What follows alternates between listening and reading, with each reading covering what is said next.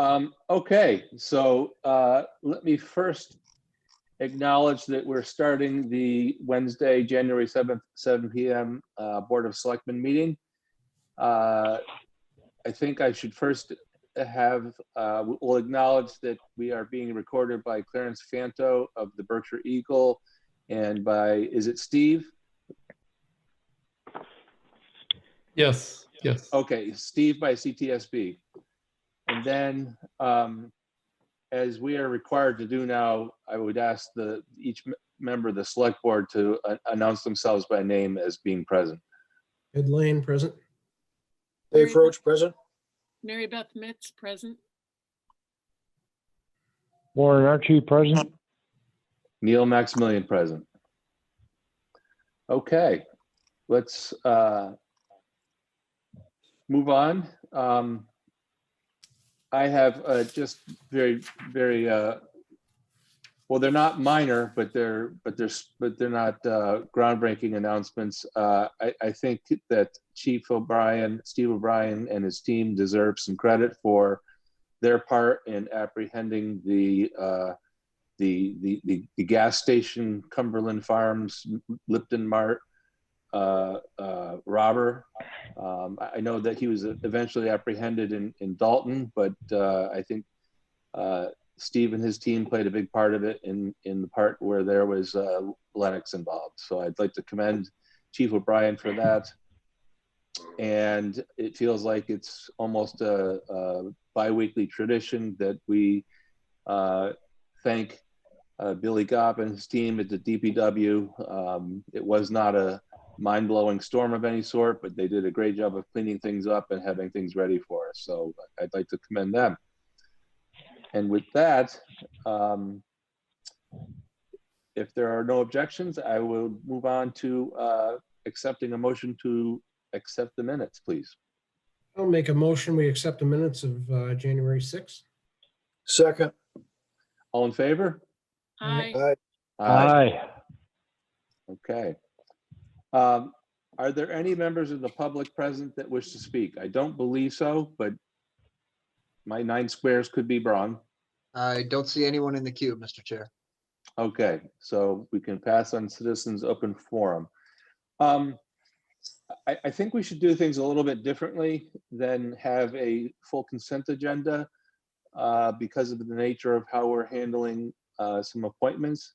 So Mary Beth, I'm going to put you on the spot and ask you to talk about the Affordable Housing Trust appointment, and then we'll after you talk about that, we'll have a motion to approve that person and move on that way rather than do this through a consent agenda. If folks are okay with that format.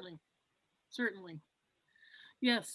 So we had a resignation from the Affordable Housing Trust. Mindy Morin gave us her resignation about a month ago. And so turning to the people who were in the queue, requesting that they be placed as a trustee on the Affordable Housing Trust. Frederick Cater's information was in the file from 2 years ago when we were making appointments. And he has been with us for every meeting for the last 2 years, working toward these several activities that we're very heavily engaged in right now, specifically doing some home acquisition for an affordable home ownership program. And so therefore I would move to nominate Frederick Cater as the next trustee to the Affordable Housing. I second that. Any discussion? I want to add that his participation over the last 2 years has been invaluable. He's added a lot to the conversation. He's provided a lot of insight, and he's been a great committee member, and we're moving forward with some really exciting activity. Terrific. I appreciate that, Mary Beth, and I appreciate Fred's work. I know he's been there very diligently. Mm-hmm. So we've had go ahead, Ed. No, I just want to, just echo what Mary Beth said. I mean, Fred's been on this. He's been real passionate about this for years and years. So I think he'll, I know he'll do a fantastic job there, and he's the guy for it. I All agree. right. Excellent. So we have a motion and a second. Any more discussion? All in favor? Aye. Aye. Okay. that Aye. passes. Thank you. Chris, do you want to do the appointment now, or do you want to save that till later and move on to budget? So you have from our historical commission Oh, I'm sorry. chair, Yep. Olga Weiss has sent a letter. I can read it if you'd like, Mr. Chair. Yeah, why don't you go ahead? I have it in front of Sure. me, but that'd be helpful. Dear Board of Selectmen, the Lenox Historical Commission would like to request the appointment of member Kim Christine Duval to fill the vacancy created by the resignation of Lucinda Weiss. Kim Christine Duval, who has been a designated alternate, is an architect whose expertise would greatly enhance the Lenox Historical Commission. Along with her professional credentials, she has expressed a real passion for historical preservation. We are eager to have her join the commission as a full member. Thank you for your consideration of this request. Olga Weiss, Chair, LHC. Okay, let's start with, may I have a motion to appoint Ms. Duval? I'll, make a motion to appoint Kim Christine Duval to the Historical Commission. to the, where are we appointing her? Historical Commission. Lenox Historical Commission, okay. Second. Okay, any discussion on this one? Well, I was the liaison, still am, I guess, for the Historical Commission for 10 years. And the one thing they've been looking for is an architect. And I think this really helps the cause of the Historical Commission. I mean, somebody with knowledge. I think it's a really good choice on the part of the commission. And we certainly thank Christine Duval for applying. I would echo those thoughts, David. She is she's done quite a bit of work with them as an alternate. So I think this is a very good move. Okay, barring no further discussion, all in favor? Aye. Aye. Aye. Okay, that passes. Sorry, Chris, I skipped that one. What I meant was the other last minute edition. Do you want to save that to the end after your? No, we can do that. So I'm recommending, well, I guess I'm making an appointment of Michael Jezik as a reserve officer for the department, the police department, pursuant to a recommendation from Chief O'Brien. We're obviously in need of reserve officers, and Mr. Jezik lives on Houstonic Street in Lenox. He's a graduate of Westfield State, has experience, working as a seasonal traffic officer in our police department. He also has part-time police experience in Egremont, and as a reserve officer would make a good addition to the department. So with based on Chief's recommendation, I want to make that appointment subject to the ratification of this board. I realize it's not on the agenda. However, it was a presentation for appointment and a need that needs to be filled that came up today. So whereas I don't regard this as particularly controversial in nature, I'd seek the board's indulgence in making the appointment in any event. Well, Chris, to your point there, I don't think Chief O'Brien makes any recommendations lightly. I think I trust him implicitly in terms of who he recommends, number one. Number two, I have some familiarity with Mr. Jezik through traffic detail and other things. So I would agree 100% that he's a great addition to the force. So I think what we're looking for is a motion and a second, and then we can move on. I'll make a motion to appoint Mike Jezik as a reserve officer. But I would like to say one thing first. I grew up knowing his brothers and the whole family, and stand-up bunch of people. Just a good family, good kid. So happy to have him aboard. This is one of the happy things we do as select board. Yeah. So I'll second that. Okay, any further discussion?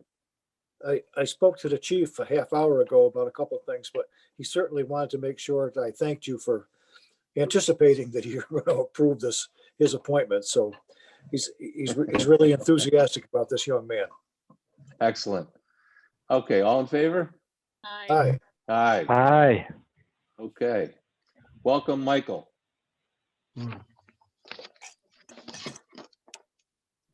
Chris, I believe that brings you to the fore Yeah. on thank- our budget. So thank you, Mr. Chair. So a lot has been happening outside the town of Lenox in the last couple of weeks, and there's still items pending. So I guess I'll begin my my discussion of the budget with a request for the board's indulgence for some additional time to incorporate some of those changes that we've been seeing on the ground here at Town Hall. Just in the last week, we've had health insurance rates get set. I'm happy to report that the Berkshire Health Group has voted to have a year of 0% increases for the rates that they'll be charging. So that is a positive move, not one that wasn't anticipated on the one hand, but the status of that trust fund is such that it is there. The board there is sensing that there's an ability to go another year without an upward rate adjustment. So that's some positive news. In addition to that, they're going to be doing a premium holiday within the current fiscal year for the month of June. So in addition to not seeing rates creep up on July 1, we're expecting to save some additional funds out of the current FY21 budget in the various departments, including the school department. So both positive pieces of news that will not only contribute to helping us balance the FY22 budget, but will result in a net positive on fund balance for our FY21 budget when we close it out at the end of June. Appreciating the full impact of that, I think warrants an additional week's worth of work or so to report back to the board on how it impacts our overall fiscal picture.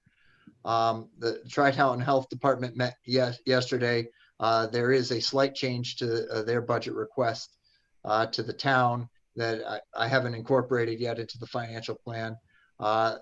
The governor's budget and the state aid and assessments component of that budget was presented yesterday, and we got our receipt and assessment estimates from the Division of Local Services this afternoon.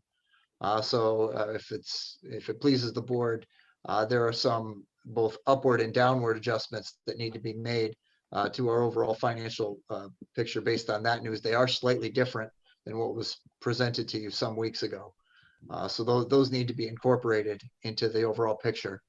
And finally, the school department is currently grappling with a small but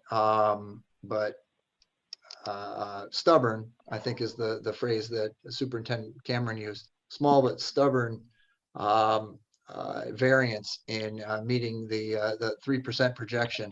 But they have taken a task to get their budget in line with our original projection. So when they do that, I think recasting the budget at that point, since it is the far and away largest appropriation within the town's budget, would be an appropriate way to proceed. So a lot of information, a lot of big items that are feeding into the overall budget. So I think that in and of itself warrants I think an additional week's worth of work, since this is all coming at us within the last couple of days. So that being said, we're still intent on driving towards the 2.5%, resuming that levy impact year over year. We haven't deviated from that goal or expectation. Chris, has the school committee or Dr. Cameron given you a projection of when they think they can try to nail things down? I haven't gotten one from them as of yet, no. But I do know that initial presentation was made on Monday night. Well, I will say that I was very pleased to see that we're down in the 3% range compared to what I thought was 6 at one point in time. So I think they're working with us, and I hope they continue to. I appreciate their efforts. Chair? Mr. Chair? Oh yeah, I can't see anybody because I'm going to stop sharing just so that we Okay, can there we go. have a discussion. Yep. Sorry about that. Nope, everyone feel free to, yes, go ahead. You know, I think what Chris is asking for is important right now. You know, usually we try and get the budget done by February 1st with a lot going on this year, and then all these things coming in at the very end. The insurance makes a big impact to what we were, how we looked at it last week compared to this week. The school, the good news from the school makes a huge difference in how we looked at it last week and this week. And we're still waiting for numbers from the state as far as Chapter 70 and other aid from the state. So I think it's fair we give Chris some breathing room to, you know, factor this in and, you know, figure out how it's all going to sort out in the budget. And I know we had some discussion about OPEB, and, you know, I think it's important we continue with that, but, you know, that's the kind of things he's got to give us a scenario for is the best way to move forward with it. But, you know, he's going to need a week or two to figure this one out. Yeah, and I would agree with you. I mean, it would appear that just about all these changes that Chris needs to weave into the budget from last minute news are positive downward pushes on the total budget. So I see no reason not to give him at least a week, if not a couple of weeks, to get this all nailed down. I mean, I don't want to have it drag out forever, and I think we've, you know, with school being the largest component, I think, you know, after our experience of a couple of years ago of being surprised last minute, I think the school committee understands not to come in last minute with a surprise. So I believe that they understand that.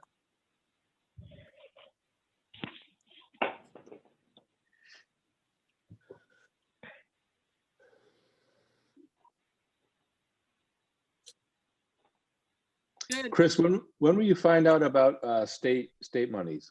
I got that email at about 3:30 this afternoon, and I've got it. I actually had it here on my desk a moment ago. But you know, there is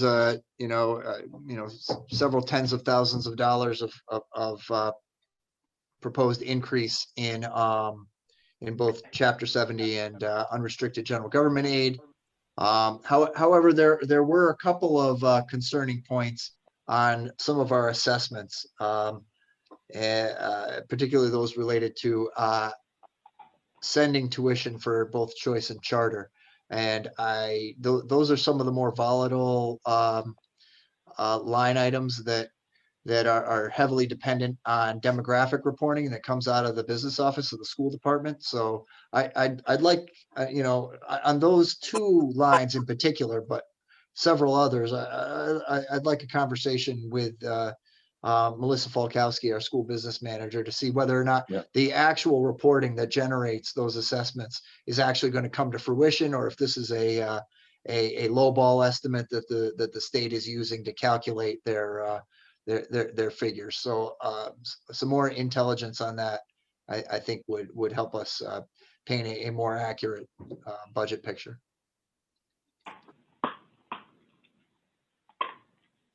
Thank you. Ed, you mentioned OPEB. What would you like to see from Chris so that we could have an intelligent conversation about that. I mean, I know a couple of weeks ago or a week ago, we talked about, you know, the idea of OPEB versus pension and where to put that money or reserve that money, I should say. Are you looking for Chris to have some sort of recommendation to us? You know, I'm not sure about how it fits in with pension. I have to talk with Chris more about that. I mean, it's something that it's important. We can't just give up on it. We've come this far. We're one of the fewer towns that have actually addressed this issue, and we don't want to just, you know, throw it out because it's an easy way to cut. You know, it's an easy way to keep the budget going. You don't do this, and all of a sudden, you know, we're putting in $75,000 a year into that, I think, or some number like that. And so we could just say we're not going to do that, but that might not be the real thing, what we really should do. So we have to, you know, I'm sure we have to fund it to a certain extent. And the pension part of it, I have to talk between you and Chris and others. I'm not sure how that fits in and how that would happen exactly. So what you're both sort of describing is, you know, the fact that we've been saving over $500,000. I think that was instituted as part of the Roach plan several years ago. Nearly $600,000 a year to amortize our $17 million OPEB liability. That's outstanding and really affects all communities and school districts. You know, the town of Lenox has, I think, led the way regionally in saving for that, you know, towards that liability. And we're part of the Berkshire County Retirement Board when it comes to managing our ongoing pension costs, and that liability is smaller, partly because the assessments take so much of the liability into account, but there is still a residual $3 million pension liability that you know, may be something that we may want to try to tackle as well. So it's, you know, it's a tough call, and you know, because these are costs that are years out.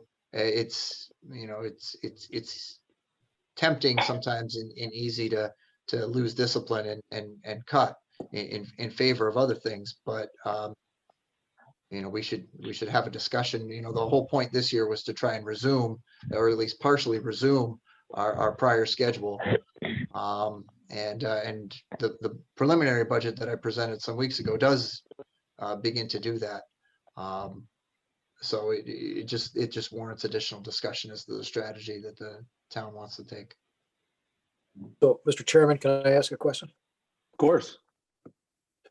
So I certainly understand where we've been and where we're going, and I understand that we are probably leaders in the in our own region. But are there other towns across the state who have addressed this issue, and what have they come up with? I mean, I don't want to try to reinvent the wheel again, but there's got to be some other places that say, hey, this is going to bite us in the butt later on. What are we going to do about it?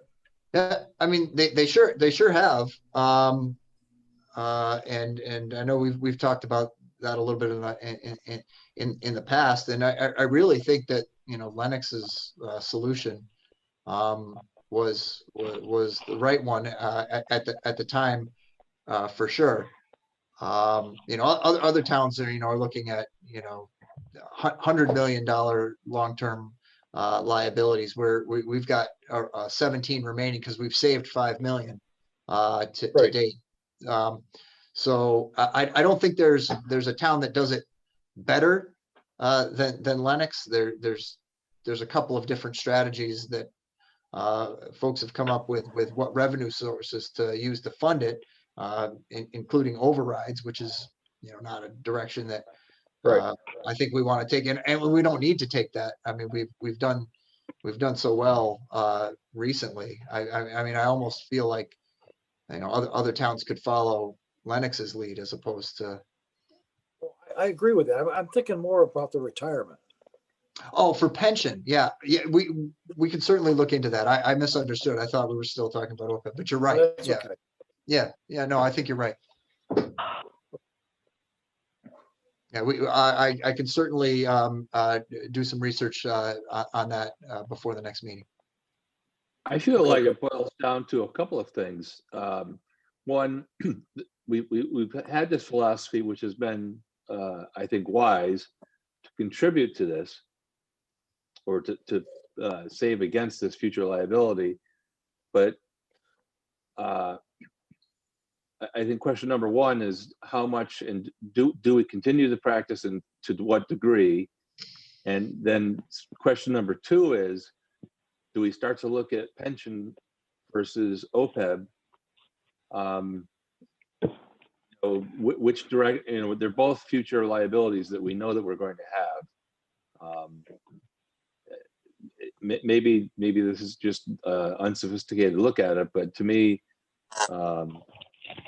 pension is almost going to certainly happen. We haven't really addressed that. So I mean, I think there's the question of how much do we plan for the future now, like we've been doing, and then question two is, in which bucket do we plan for? So One of the variables that we don't have to grapple with is the rate of return on investment, because both trusts are invested in the exact same asset pool. So it's one variable that we don't have to take into account. It's all with the public retiree investment trust in both instances. So Chris, it's not like we're sacrificing yield if we go in one direction versus the other. Chris, for the sake of public discussion, could you just briefly explain the difference between OPEB and retirement? Sure. So public employees in Massachusetts, under Chapter 32B of the general laws, if you if you're a full-time employee, you're eligible for health insurance upon retirement once you're vested into the pension system. So your pension eligibility triggers your health insurance eligibility. In Massachusetts, municipalities are mandated to fund at least 50% of retiree health insurance and other benefit costs. Lenox does 75. And there's a liability that goes along with that. In other words, at the end of every payroll period, you're not just paying salary. You have to take into account the value of the future promise that you're making to that individual in the form of retiree healthcare benefits. Additionally, there is a pension. Now, newer employees that enter the pension system are paying somewhere around a 10% deduction out of their payroll to contribute to the public employees pension system. In Lenox, we're governed by Berkshire County retirement. Some towns have their own retirement boards and systems. Other communities are part of other regional retirement boards. We're in the Berkshire County retirement system.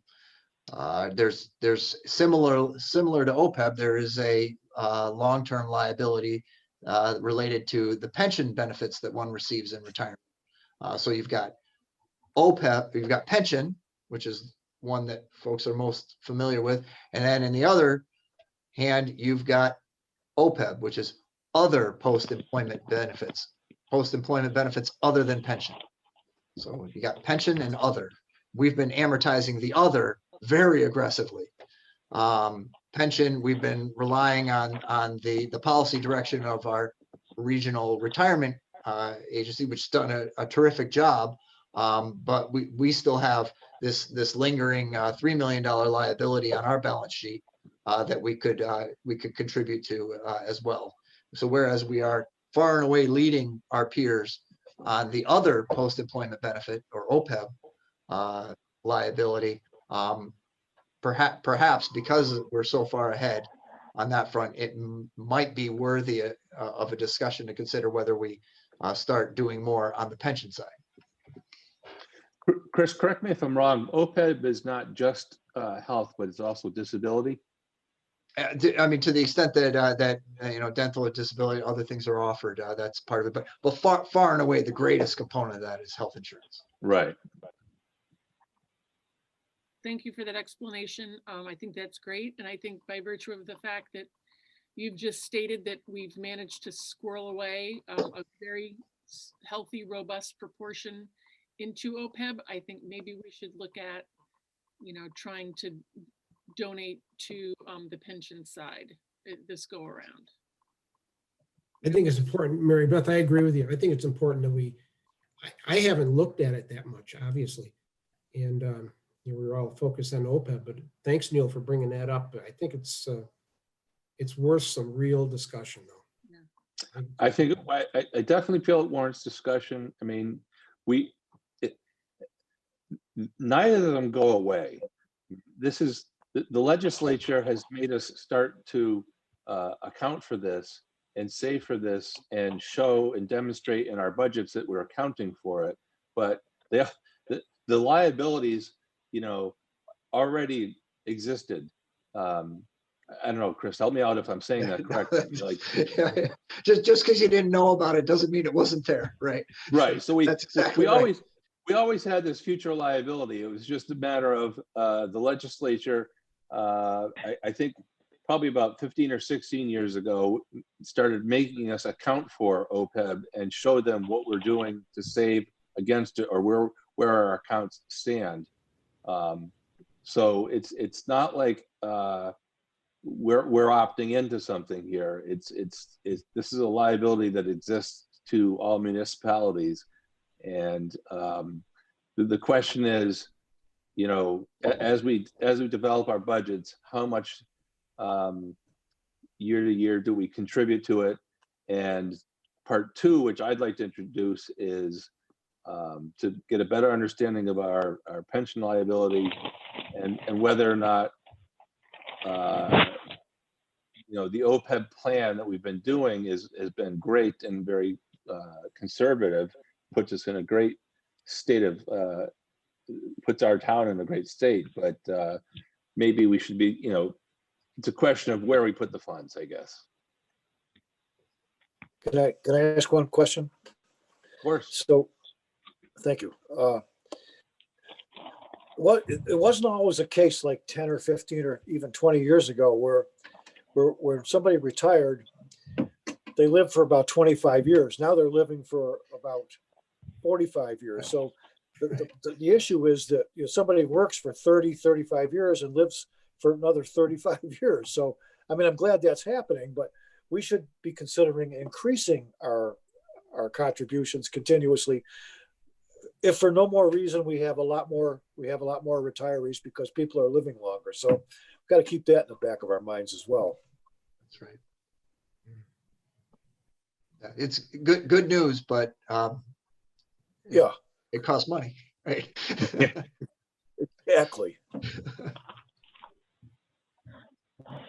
Just don't hire any more employees, Chris, please. That'll do it. That'll take care of it. I'll do my best. Yeah. I once asked a guy who owned a barn, I said, how do you cut down on your manure? He said, don't feed the horses. So I mean, that's the solution to the problem that we're talking about. We don't want to do that, but we want to take good care of our folks. Right. Yeah. Well, once we hire them, we kind of own them, but just if you just stopped hiring people, Chris, then we're good. We'd be money ahead. You know, we laugh about that, but it's important to think about that. We talk here and there about, Yeah. well, the person on here will do that and do this. It costs a lot of money to hire a person. It's not just the salary. It's a lot of extras to go along with it. Yeah. Yes, So sir. we've Yeah. been, and unlike a lot of communities, we've accounted for that when that has occurred.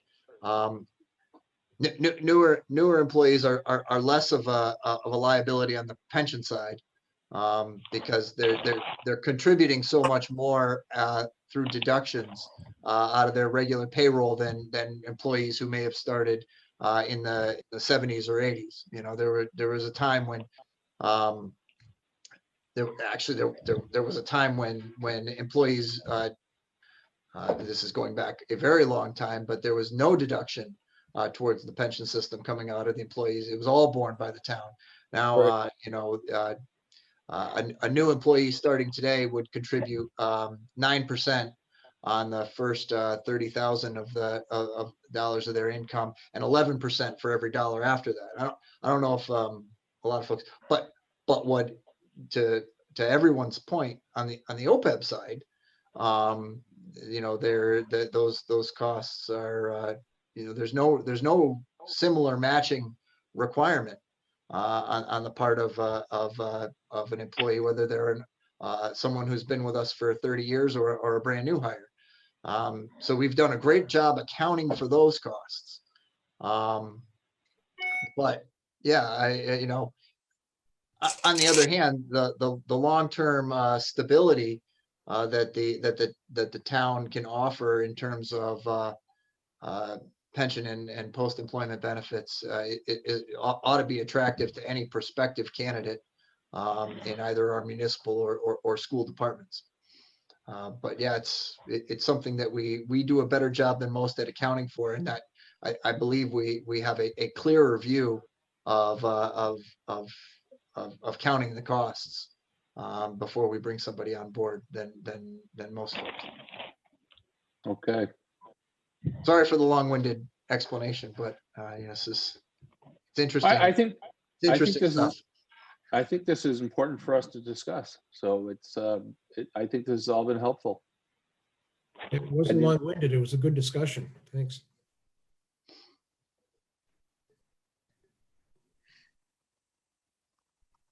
Where did my agenda go? Yeah, mine shut off too. Okay. Anything else you want to discuss on budget, Chris? I can answer any questions that anyone has, but you know, there's a lot of new information coming into the equation, so we're gonna do some work to you know, try and stay within our framework here. Yeah, I think giving you the time to digest all this new information. I mean, I asked the question. You literally said you just got your state aid numbers this afternoon in an email, so time is warranted.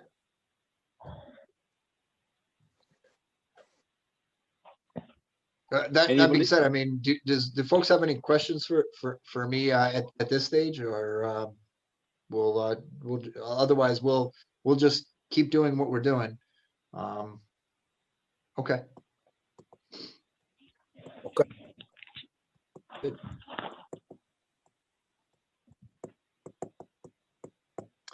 All right, let's move on. Thanks for that helpful discussion, Chris.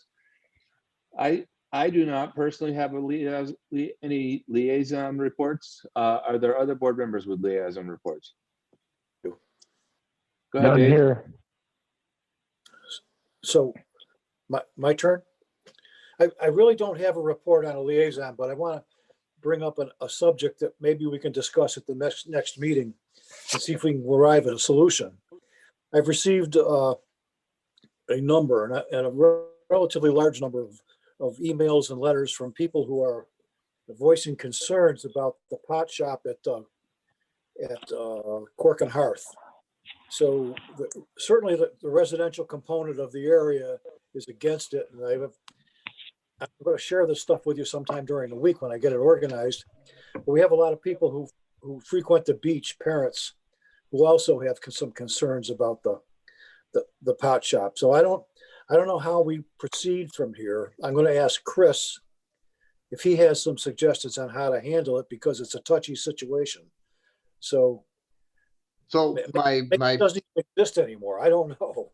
Yeah. So my first suggestion would be to bring in our land use director, Gwen Miller, and our community center director, Darlene McCauley. Yes. And to point out that I have a conflict. Yes. Okay. Yeah. Which I was going to ask Mr. Maximilian, if we could work together through him or whatever, whichever is the most efficient way to go. But certainly Gwen and Darlene are two key components of this thing. I Yes. mean, it's certainly easy if the town if Lee abutted these things, but they don't abut them. So I don't know how it goes. So, but can we think about it this week and discuss it at our next meeting? Let's make sure that's an agenda item for the next meeting.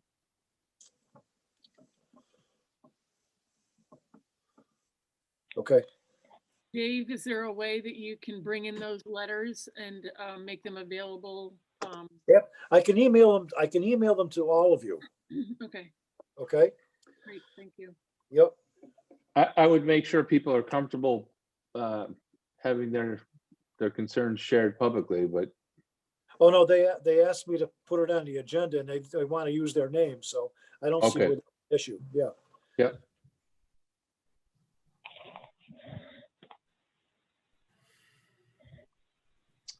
Any other reports?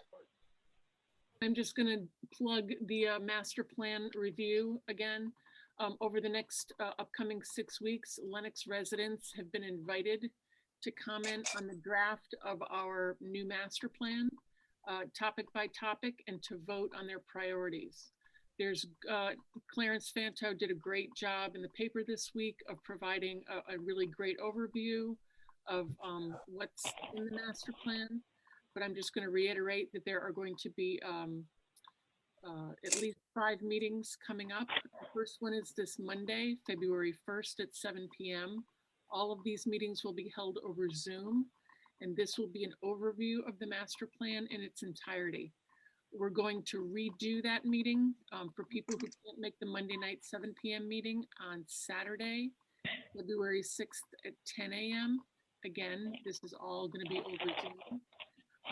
People can view the draft of the master plan by going to the Town of Lenox website and going to the planning board, and I believe it's listed under there. Finally, but midway, February 8th, we're going to be looking at land use, economic development, open space, and recreation. There'll be those topics handled at 7 o'clock on February 8th. On March 1st, we'll be looking at historical and cultural resources, transportation, services and facilities, and housing. And then finally, March 15th, we'll be looking at how the master plan will be implemented, and we'll be prioritizing all the goals, objectives, and actions. It's really important that we have public participation in this, because this document is going to be used by the town for the next 20 years to budget for and prioritize a range of activities. So if you're just interested in open space, then I would encourage you to go to the website and just read the chapter on open space and come to that Zoom session with your questions and your comments. And if you don't feel comfortable doing that, you can also type up your questions and comments and send them into our land use director, Gwen Miller, at gmiller@townoflenox.com. And any and all comments will be integrated for our final tweaks to the master plan. And we'll be putting those into practice with our partner, Berkshire Regional Planning Commission. They're helping us with this draft. But this is a very important planning document for us. It's a very important prioritization document for the town, and we really want the public to participate. So I encourage everybody to take a look, read your favorite chapter, and join us online. Mary Beth, a lot of people aren't really familiar with Zoom that Right. we watch this. So explain again, where do they get the meeting ID and all that? The meeting ID is also at the Town of Lenox website. There are several boxes at the bottom of the website. One says meetings and events. They click on meetings and events. It'll pop up with a calendar that has all the Zoom meetings posted, and all a person has to do is click on that Zoom meeting. It'll take you, right to the prompt for the Zoom meeting, and you just click on that and you'll be in the meeting with the rest of us. It's very friendly. It's pretty intuitive. So I encourage everyone to make this. And that's it.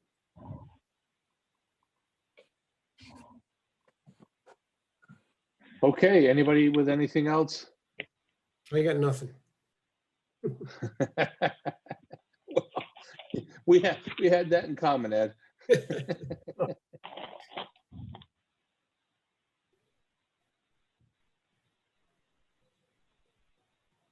I see Warren's thing box light up, but I can't tell if that's a. Are you all set, Warren? I'm all set. Okay. Well, without further ado, I would entertain a motion to adjourn. So moved. Second. All in favor? Aye.